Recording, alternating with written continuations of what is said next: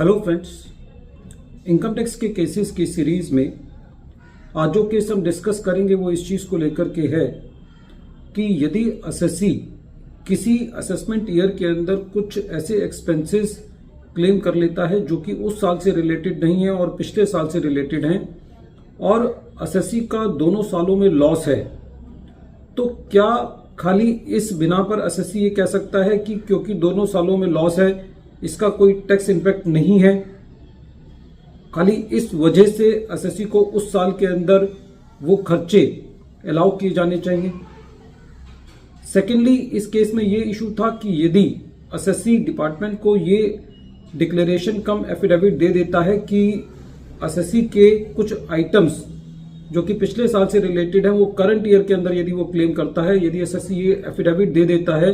कि वो अपना लॉस एक साल कम कैरी फॉरवर्ड करेगा,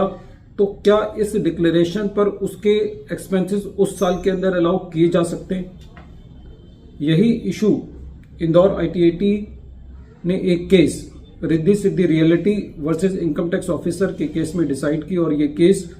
127 ITR ट्रिब्यूनल शॉर्ट नोट्स 46 पर रिपोर्ट हुआ और इस केस का जजमेंट 6 अक्टूबर 2025 को आया। प्रेजेंट केस असेसमेंट ईयर 17-18 से रिलेटेड है। जब असेसी की असेसमेंट प्रोसीडिंग्स चल रही थी तो असेसिंग ऑफिसर ने यह पाया कि असेसी ने कुछ पेमेंट कॉन्ट्रैक्टर्स को की हैं जो कि पिछले साल से रिलेटेड है और असेसिंग ऑफिसर ने उन पेमेंट्स को डिसअलाउ किया ये कहते हुए कि ये पिछले साल से रिलेटेड हैं और असेसिंग ऑफिसर ने असेसी के ऊपर सेक्शन 270A की पेनल्टी भी इनिशिएट की। जब ये मैटर CIT अपील के पास था तो असेसी का जो मेन कंटेंशन था वो ये कहना था कि क्योंकि असेसी का पिछले साल में भी लॉस है, असेसमेंट ईयर 16-17 में भी और 17-18 में भी, तो यदि असेसी ने चाहे पिछले साल एक्सपेंस क्लेम किए हों या इस साल एक्सपेंस क्लेम किए हों, इससे असेसी की टैक्स लायबिलिटी पे फर्क नहीं पड़ता। लेकिन रेवेन्यू का ये कहना था कि क्योंकि ये खर्चे पिछले साल से रिलेटेड हैं और असेसी यदि करंट ईयर के अंदर इसको क्लेम करता है एक्सपेंसेस को, तो इससे असेसी को अपना लॉस कैरी फॉरवर्ड करने के लिए एक साल और मिल जाएगा जो कि एज पर लॉ नहीं है। जब ये मैटर CIT अपील ने सुना तो CIT अपील ने असेसी की अपील को अलाउ नहीं किया और ये कहा कि एक्सपेंसेस जो हैं वो उसकी रेवेन्यू से कोरिलेट होने चाहिए, क्योंकि वो प्रेजेंट केस में कोरिलेट नहीं होते तो प्रेजेंट ईयर के अंदर असेसी को उन खर्चों का बेनिफिट नहीं मिलना चाहिए।